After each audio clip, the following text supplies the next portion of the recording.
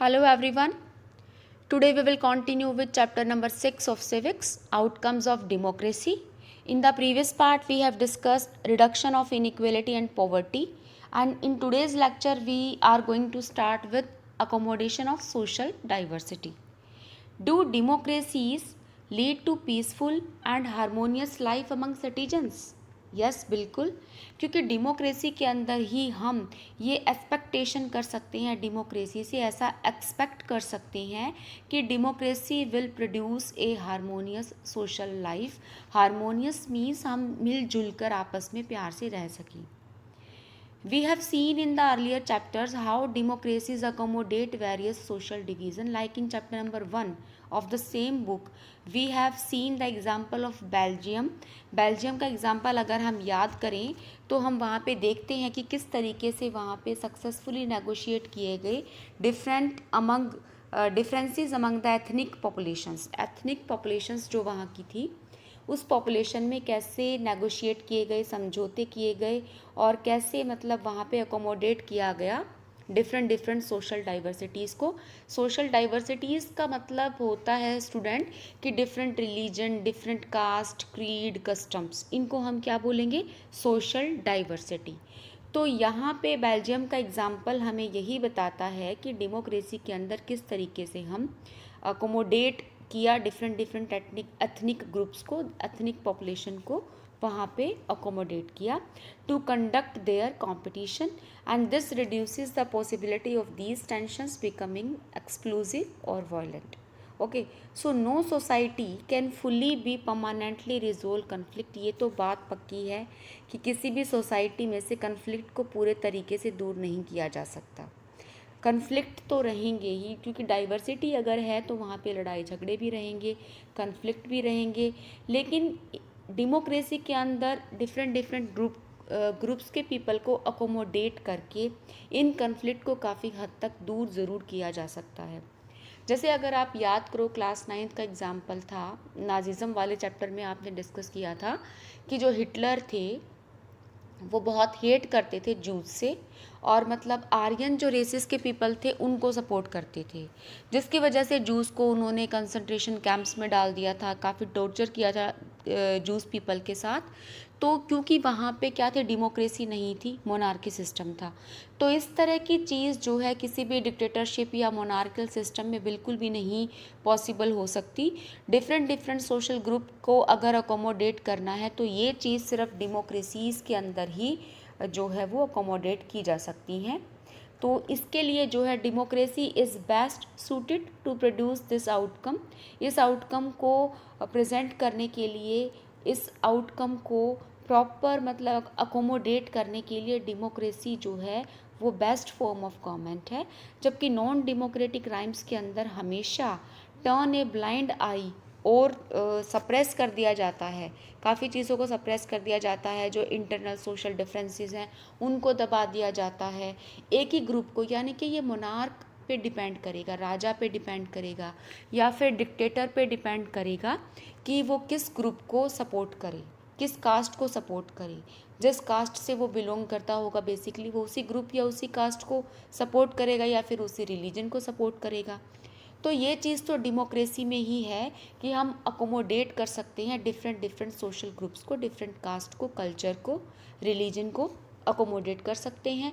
जबकि डेमोक्रेसी में जो ये है ability to handle social differences, इसको सप्रेस कर दिया जाता है. डिवीज़न एंड कन्फ्लिक्ट जो होते हैं वो बहुत ज़्यादा होते हैं. तो इस तरीके से हम कह सकते हैं in this way that a definite plus point in the democracy rhymes. ये डेमोक्रेसी जो राइम होती है उनके अंदर एक प्लस पॉइंट होता है सोशल डाइवर्सिटी को अकोमोडेट करने के लिए. अब आप सोच रहे होंगे कि भाई श्रीलंका के अंदर भी, क्योंकि चैप्टर नंबर 1 में पावर शेयरिंग में हमने दोनों एग्जाम्पल डिस्कस किए थे, बेल्जियम का भी और श्रीलंका का भी. तो श्रीलंका का जो दूसरा एग्जाम्पल है वो हमें ये याद दिलाता है कि वहाँ पर डेमोक्रेसी होते हुए भी कंडीशन कितनी ज़्यादा क्रिटिकल हो गई थी, क्योंकि वहाँ पे जो तमिल स्पीकर्स थे, सिंहाला स्पीकर्स थे, उनके बीच में काफ़ी ज़्यादा कन्फ्लिक्ट था. तो मेन वहाँ पर क्या प्रॉब्लम थी, मेजोरिटी और माइनॉरिटी की प्रॉब्लम थी. पूरी की पूरी पावर क्या थी, मेजोरिटी ग्रुप के हाथों में थी. और जो मेजोरिटी ग्रुप था, डेमोक्रेसी के अंदर भी ऐसा हो जाता है कि जो मेजोरिटी ग्रुप है देखो यहाँ पे आपको कंफ्यूज नहीं होना कि मेजोरिटी माइनॉरिटी, डेमोक्रेसी के अंदर जो मेजोरिटी ग्रुप में होगा वो तो जीतेगा ही, वो एक अलग कॉन्सेप्ट है, ठीक है।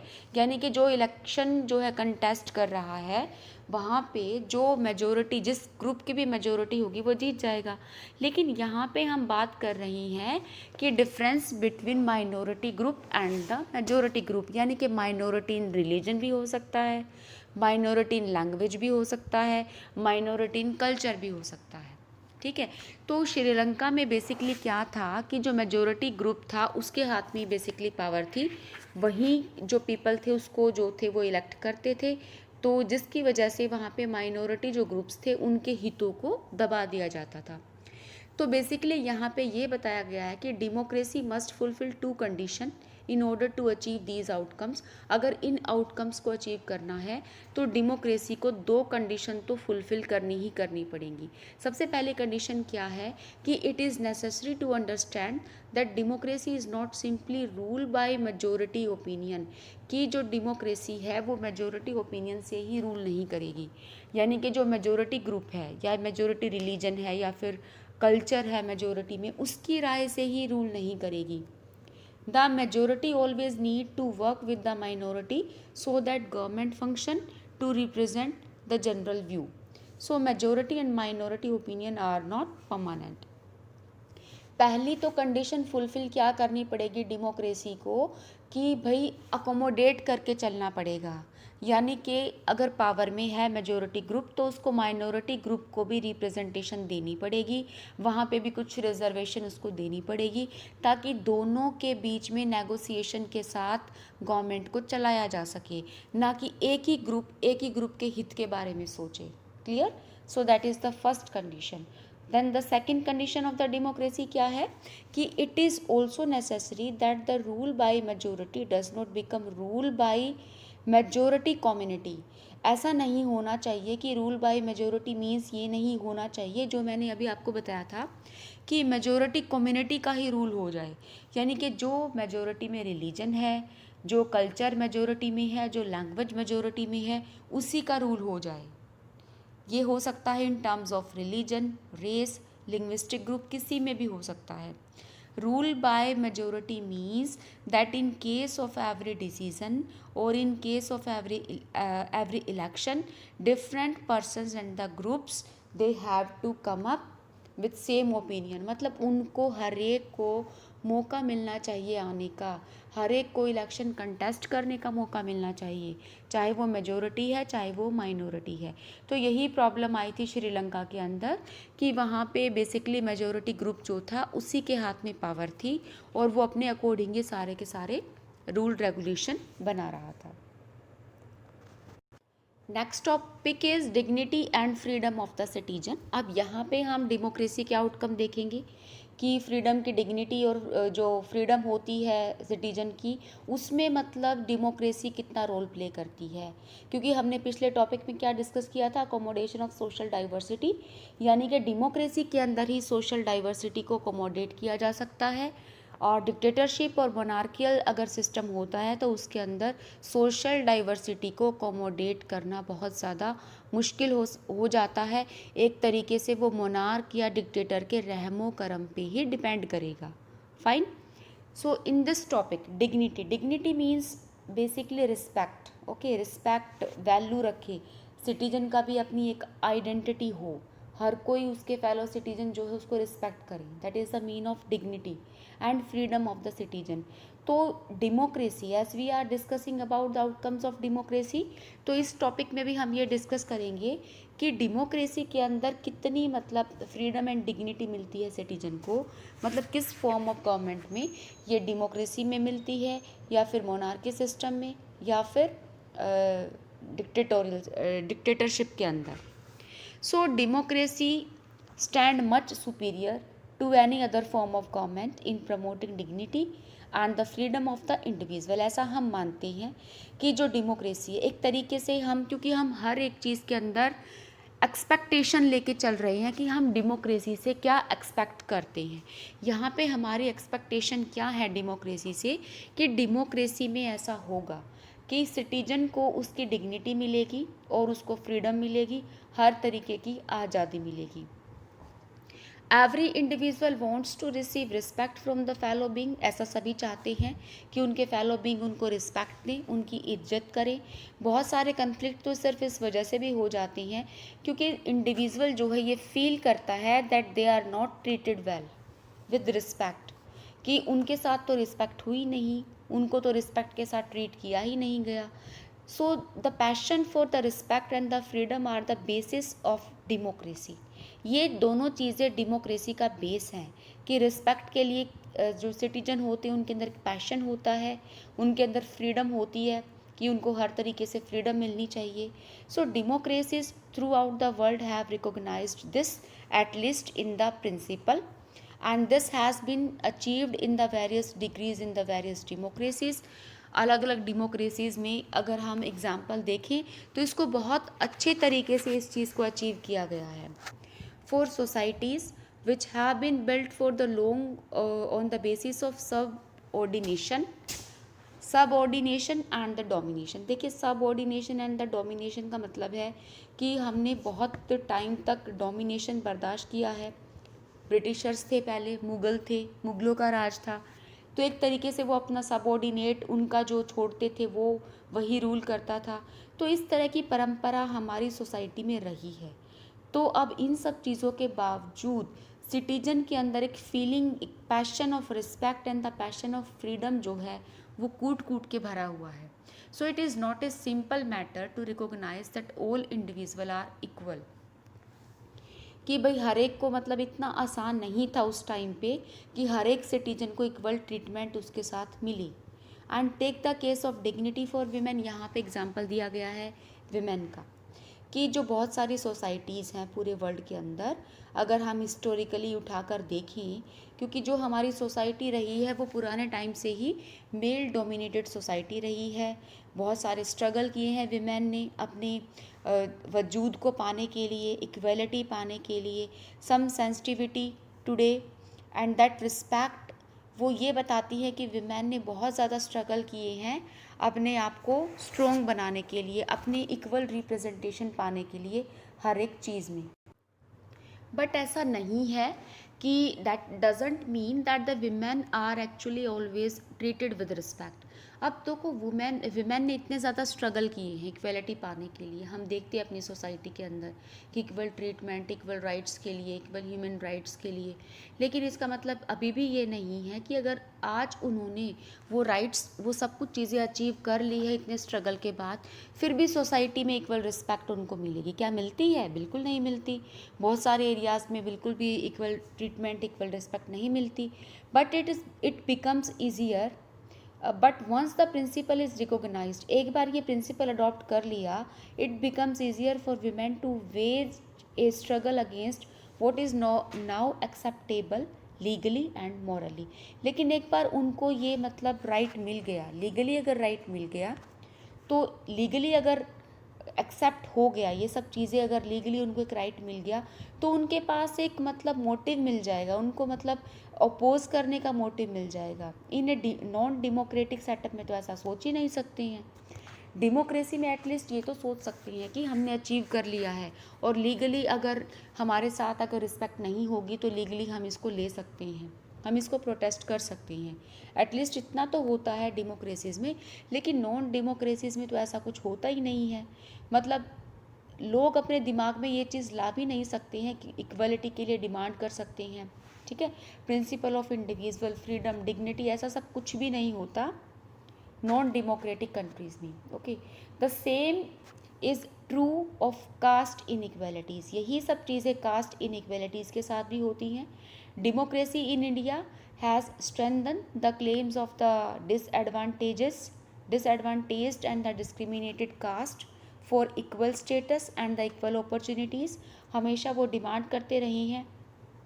अब देखिए, डेमोक्रेसी में जो डिप्रेस्ड क्लास हैं, जो हमारी पुअर क्लास है, एटलीस्ट डिमांड तो कर सकते हैं ना कि भाई हमें इक्वल राइट चाहिए, इक्वल स्टेटस चाहिए, हमें जो हमारे साथ जो भी डिस्क्रिमिनेशन हो रहा है उसको बंद किया जाए।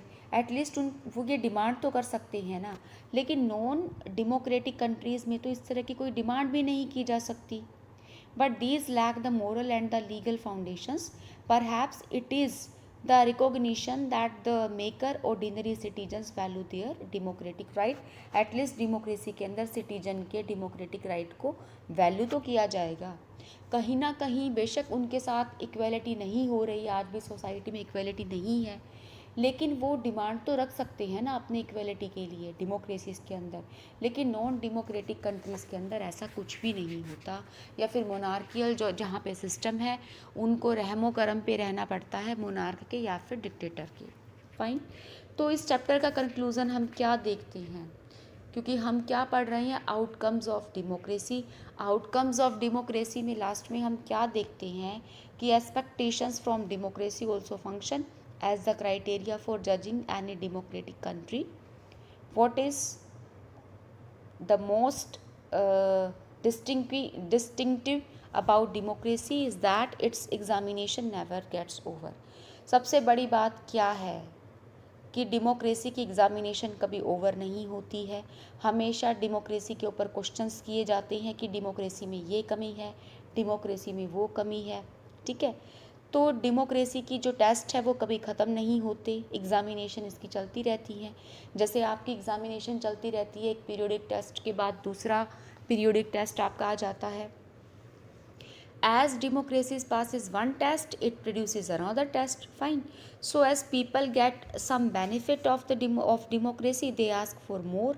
अगर एक उनकी उम्मीद पूरी हो जाती है तो वो ज़्यादा की डिमांड करना शुरू कर देते हैं कि भाई डेमोक्रेसी को हमें ये राइट भी देना चाहिए, डेमोक्रेसी को हमें ये भी देना चाहिए। और जब डेमोक्रेसी इन सब चीज़ों को फुलफ़िल कर देती है तो लोगों की डिमांड और बढ़ती चली जाती है, उनकी एक्सपेक्टेशन जो है बढ़ती चली जाती हैं। Right? So that is why when we ask people about the way democracy functions, they will always come up with the more expectations. उनकी जो उम्मीदें हैं वो ज़्यादा आती हैं, ज़्यादा उम्मीदों के साथ वो सामने निकल के आती हैं, और बहुत सारी कंप्लेन उनकी होती है पीपल की। And the fact is that the people are complaining is itself a testimony to the success of democracy. तो इस चीज़ को हमें ये मानना चाहिए, अगर लोग अलग अलग शिकायतें लेकर आते हैं डेमोक्रेसी के बारे में, बहुत सारी कंप्लेंट्स कर रही हैं कि डेमोक्रेसी में ये कमी है, डेमोक्रेसी में वो कमी है, इसका मतलब क्या है कि डेमोक्रेसी की जो सक्सेस है वो ज़्यादा इंक्रीज़ हो रही है। क्यों? क्योंकि ये दिखाता है कि लोग कितने ज़्यादा अवेयर हो गए हैं, कितनी ज़्यादा एक्टिव पार्टिसिपेशन पीपल का हो गया है।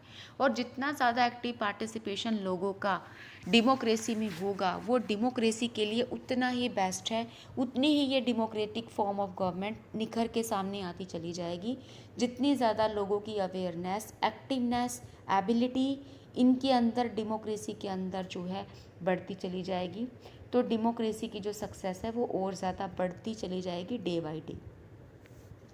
So a public expression of dissatisfaction with democracy shows the success of the democratic project, and it transforms people from the status of the subject into that of a citizen. So most individuals today believe that their vote make a difference. अब बहुत सारे लोग क्या सोचते हैं कि उनकी एक वोट डिफरेंस ला सकती है, the way of the government, right, is run and to their own self interest.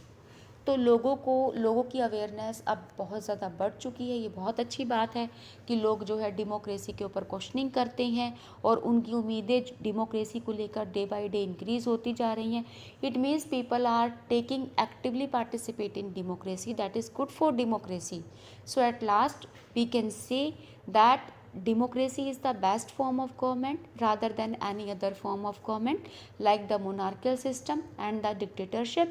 बेशक इसके अंदर कुछ थोड़ी बहुत कमियां हैं, लेकिन इतने ज़्यादा ह्यूमन राइट इसने दे रखे हैं कॉमन पीपल को, इतने ज़्यादा मतलब लोगों के पास अधिकार हैं, जिसकी वजह से हम इसी रिज़ल्ट पे पहुंचते हैं, डेमोक्रेसी के इसी आउटकम पे पहुंचते हैं कि democracy is the best form of government. Okay, so with this we have completed this chapter. So thank you for being with me.